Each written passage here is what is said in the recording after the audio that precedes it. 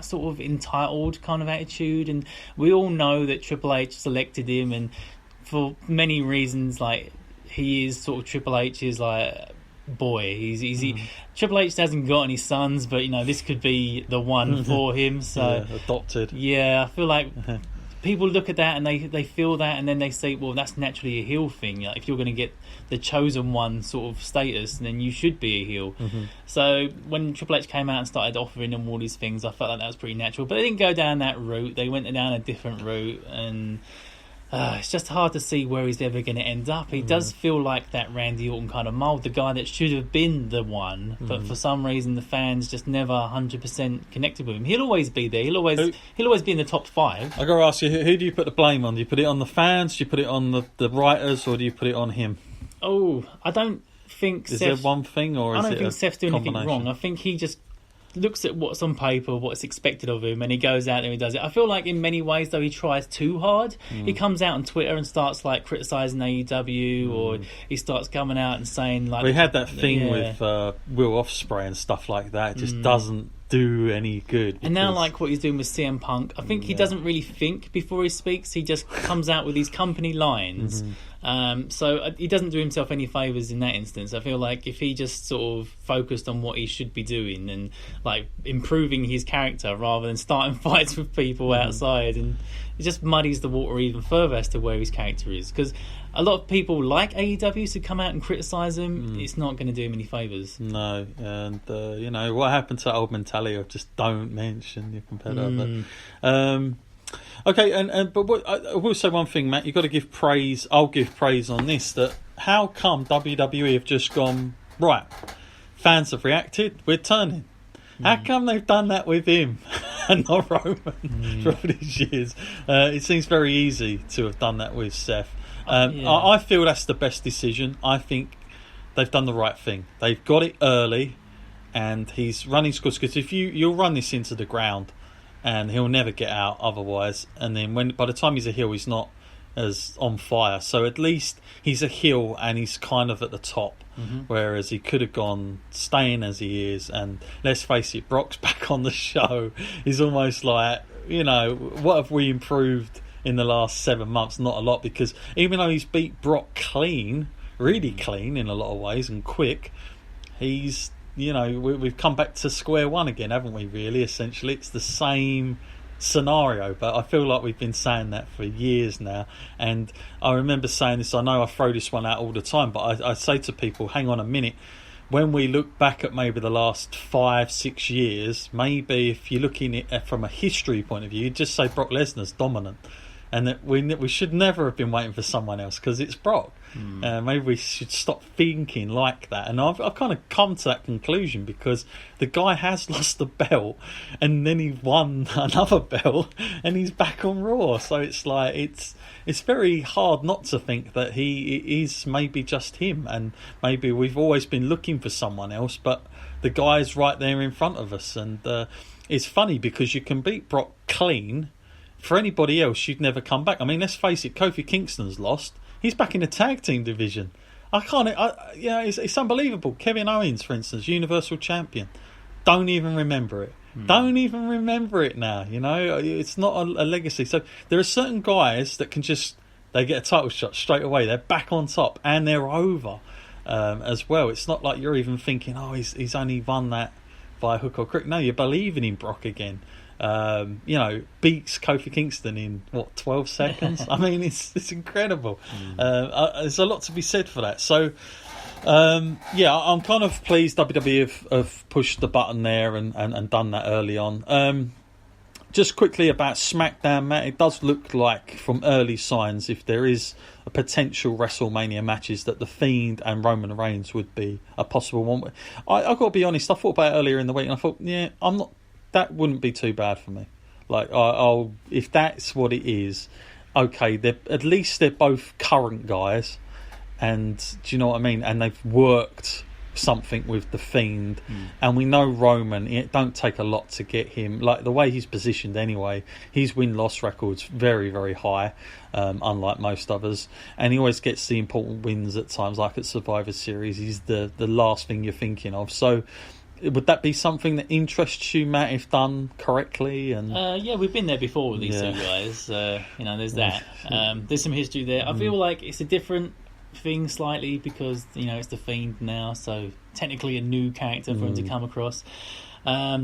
I feel like with Roman though coming into WrestleMania, it doesn't guarantee that he's going to win, and we've seen this with Brock, and it can be surprising under those circumstances. So I feel like go with that, but the fans are probably going to back Bray, so I feel like giving Bray the win would be the right choice in that situation. Yeah, and you'd go further with Bray then.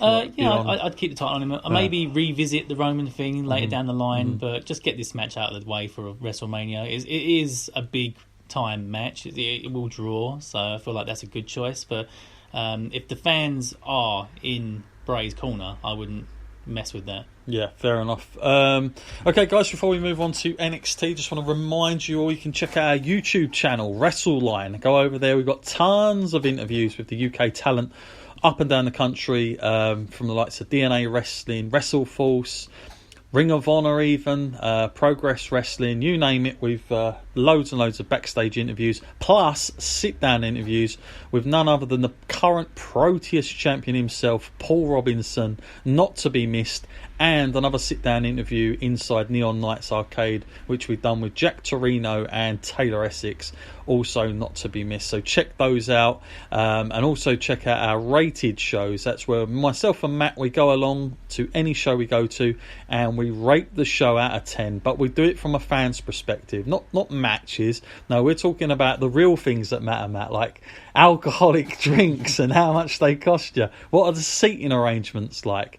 What was the fan experience like? Because these things, I'm telling you, they matter. And from all our response I've ever got, it's always like, what are the best ones to go to? Do I take my kids there to these shows, to a Raw show, to a live show? What are the best ones? On these reviews, I think we give a very transparent reflection of what your experience will be like, very honest reactions to what they'll be like. So check them out when you can. That's on our YouTube channel at WrestleLine. And don't forget, if you want to get in contact with us, simply drop us an email at wrestleline.co.uk. That's email at wrestleline.co.uk. Okay, moving on, Matt. NXT now, because obviously, let's face it, the last month's been exciting because NXT's been here, there and everywhere, maybe due to this flight that never took place when they were all stuck in Saudi. Cruel twist of fate, ended up being a decent bit of fate for some of the NXT guys. I'm not saying they were never going to do that angle, because I believe they were, but they definitely weren't going to get over that whole night like they did with Daniel Bryan, the matches that they had, and so it's been a blessing in disguise, isn't it, to have those guys around. Also, they've just beat AEW for the first time. So how are you with those ratings at the moment? Are they surprising you? Are they not surprising you, just in general? Well, winning, yeah, that's fine. But I wouldn't say there's massive amounts in it. I feel like it's still the same fan base bouncing back and forth. Yeah, they're watching AEW, they're watching NXT. A few more watched NXT that week, which is expected, I think, because WWE has a larger fan base. There's people now who've seen the NXT guys on Raw and SmackDown, and they thought, I'll go and check these guys out because they look pretty decent. And like I said before, there's some people that just watch Raw and SmackDown, so having them exposed now on that show has just improved NXT. Because that's the other thing as well, they've been flying in SmackDown and Raw guys to that event as well, so that's helped. I feel like Finn Balor's helped massively going down there, because now there's this new excitement about him, and is he going back to what he used to be in Japan perhaps, and that's interesting for people. So even people that maybe like that New Japan kind of style will check him out.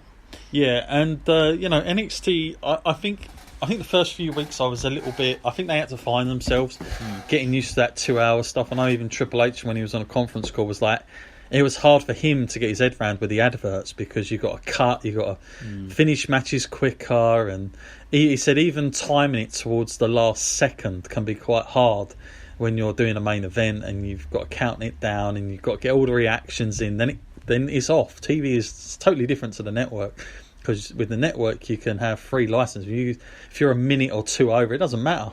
You just put that in. But I feel like they found themselves a little bit better with the 2 hours. I hope personally they don't start going out on the road. I do like the way it is, and the reason there's such a different atmosphere, because it's fascinating, because everyone goes, they care about their brand. The only way that's happening is if you're an NXT fan, because in Full Sail, all those people go there pretty much every week. So if you see a WWE guy come in, you all of a sudden you are passionate to not like them. But if you just have Raw and SmackDown guys going, it makes no odds. We know they're all under one banner. But I do feel with NXT there's more identity. There's more of a fan base, its own fan base. People like NXT over the WWE style, and it is about the style. But I feel like if you take that on the road, it will become something different, and I'm not sure that would benefit the sort of identity of NXT. I'm not saying never, but I think for now, I think the reason it works so well is because it's got that nice enclosed feel to it. What about you, Matt? Do you think it will have to evolve eventually? No, I hope it stays the same way as well, actually. And that brings up an interesting idea as well. I mean, I know it's impossible and they would never do this, but if they just kept Florida as the NXT kind of state, and even if they toured around Florida and just kept it like a territory, like just for NXT, the fans would all become very passionate about NXT, because it's all they see, isn't it? All they'd get the opportunity to see live, and it's not that difficult to do, I guess. I mean, you can still have takeovers wherever the WWE is, because even when we've gone to Takeover New York, it felt different to what it felt like the night after. Like fans were reacting completely different to a women's match, and at that point we hadn't even seen that was way before this Divas Revolution, as they were calling it at one point. But that's what I'm saying. The way they were reacting to these people was totally different to the night after at a SummerSlam, which I thought was crazy, because I thought that was the big thing I was supposed to go to, but it was the other way around. So I do feel like that can work as well, and that's the only time they should really, you have these tours every now and then, but they used to come to the UK. I'd still do one of those every year, but largely, I think their weekly show at least should be stuck in Florida, Full Sail University or in and around it. And like you say, keep it like a territory. I mean, that's kind of why the territory system works so well.